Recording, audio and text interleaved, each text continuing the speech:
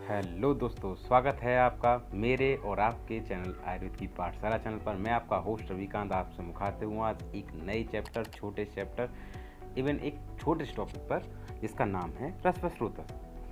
तो आज हम रसवस्रोतस की बात करेंगे। इससे पहले देखिए हम लोगों ने कवर किया है अन्नवस्रोतस और उदकवस्रोतस, प्राण उदक अन्न, ठीक है। 3 का हमने स्रोतस का बता चुके हैं हम इससे पहले, और जो कि बहुत अच्छे चैप्टर वो टॉपिक्स हैं और जो कि रोग निदान में विकृति विज्ञान में काफ़ी हद तक पूछे जाते हैं और इनकी महत्वता बहुत ज़्यादा है।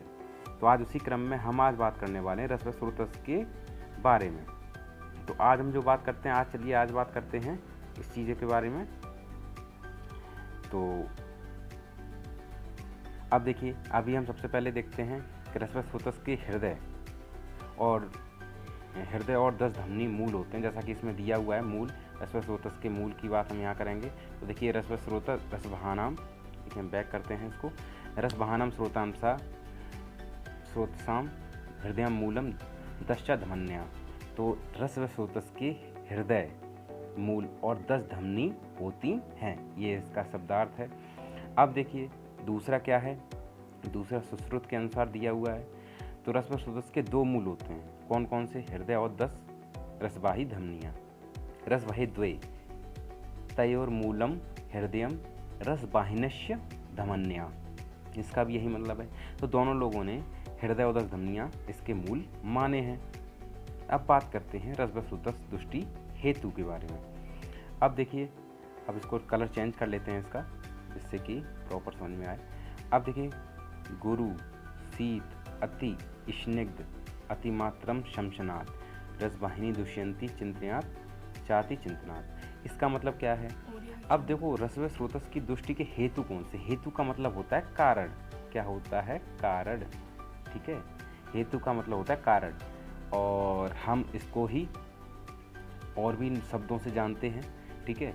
तो एक तो हेतु हो गया, एक कारण, और निदान भी इसको कहते हैं। क्या कहते हैं? निदान, ठीक है। ये आपको पता होना चाहिए, नहीं पता है तो समझ लीजिएगा। हेतु के पर्याय कौन कौन से होते हैं? कारण और निदान होते हैं। अब देखिए रसवस्रोतस दुष्टि अगर दुष्ट होगा, दूषित होगा, तो उसके हेतु, उसका कारण क्या है? गुरु आहार, शीत आहार, और अति स्निग्ध और अति मात्र, बहुत ज़्यादा खाने से, ठीक है। शमसन करने से, शमशनात्।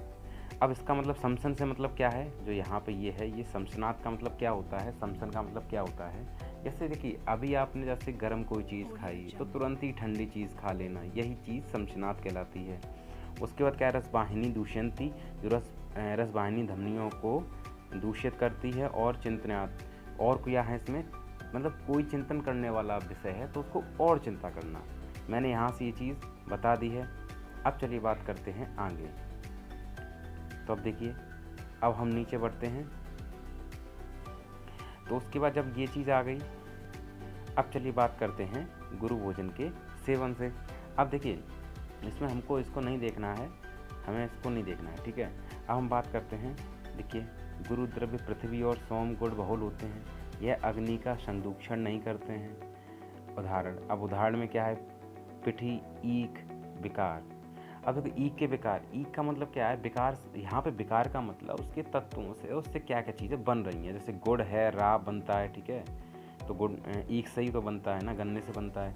दुग्ध विकार, जैसे अब विकार देखो यहाँ पे विकार का मतलब गलत चीज़ से नहीं है, गलत चीज़ नहीं है।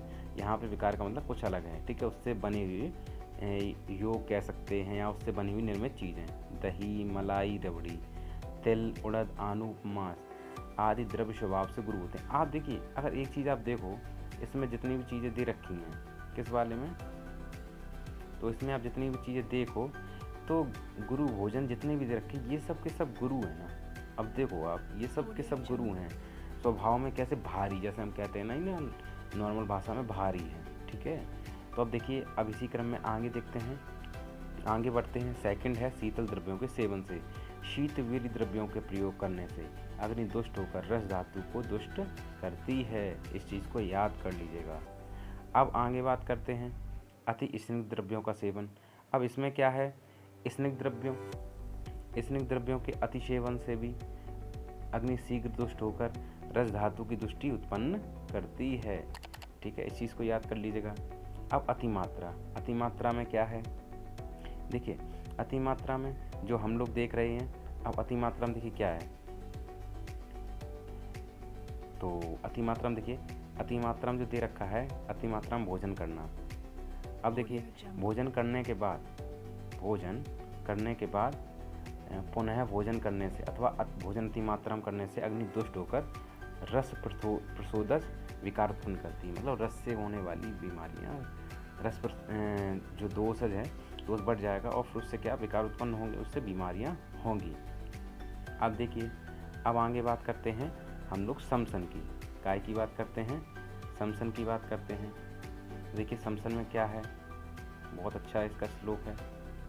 देखिए पथ्य अपथ्य अहिकन भुक्तम समसन मतम, मतलब क्या है, एक ही काल में, एक ही समय में पथ्य और अपथ्य को एक में मिलाकर, पथ्य और अपथ्य में एक को मिलाकर भोजन करने का समसन कहते हैं। कैसा, जैसे एक ही काल में उन्होंने पथ्य भी ले लिया, अपथ्य भी ले लिया, तो उसमें दोनों मिलाकर हम लोग करेंगे तो उसको हम क्या कहेंगे, समसन कहेंगे।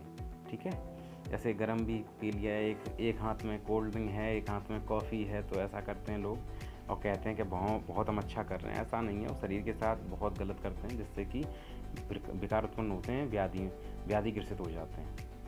इस चीज़ को भी ध्यान में रखना है।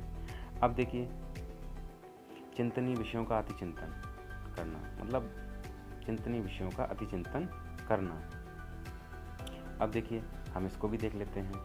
चिंतन मन का विषय है, जैसा कि जानते हैं, चिंतन है जो मन का विषय है और मन ही चिंता करता है। ठीक है, अतः चिंतनीय विषयों का अधिक चिंतन करने से मन के विषय के प्रति अतियोग हो जाता है।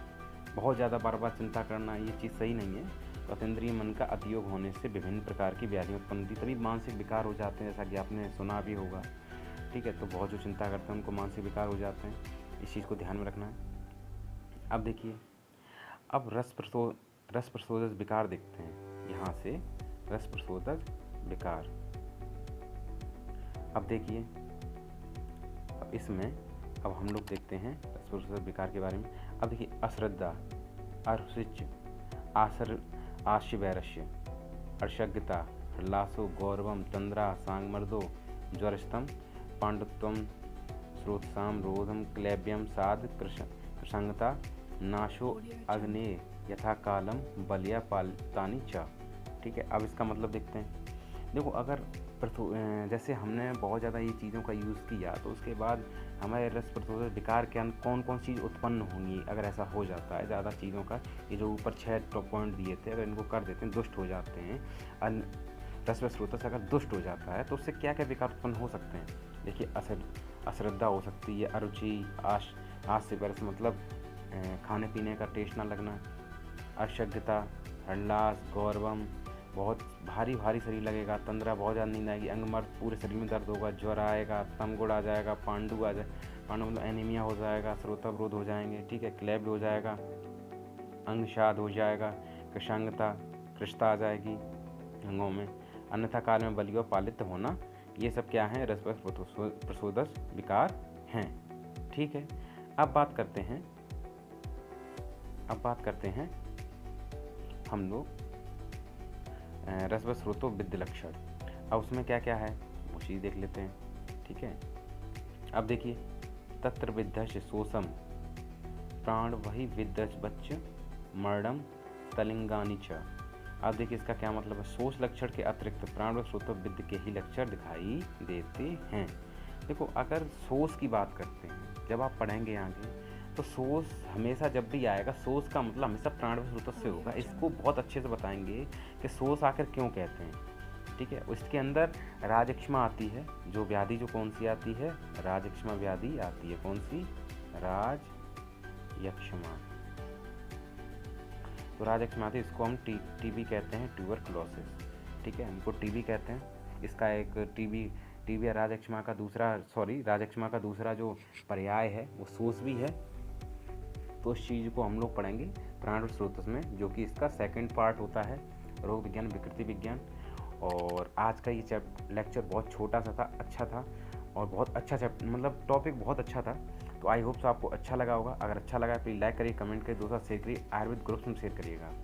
और अगर आप मेरे चैनल पर नए हैं, चैनल को क्या करना है, सब्सक्राइब दबाने के बाद ऑल नोट जो घंटा बटन है उसको दबाने के बाद ऑल नोटिफिकेशन जरूर क्लिक कर लेना, जिससे कि आगे आने वाली वीडियो की नोटिफिकेशन आप तक पहुंचते रहें। और प्लीज़ अगर आपको थोड़ा सा भी वीडियो अच्छा लगा ना, प्लीज़ लाइक कर दीजिएगा, कमेंट कर दीजिएगा, और क्या करना है,